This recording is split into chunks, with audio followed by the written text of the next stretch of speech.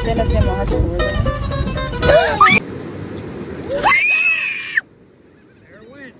But I assure you, it is. Oh my god!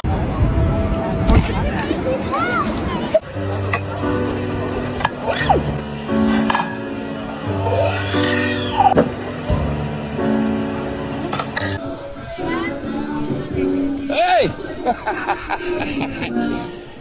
Yeah, bloody seagulls fucking had your nugget.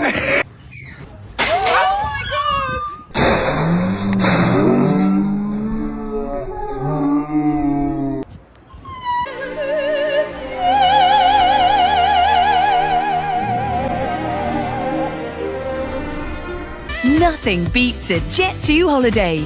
And right now, you can save £50 per person. Thank you. What? Oh my gosh!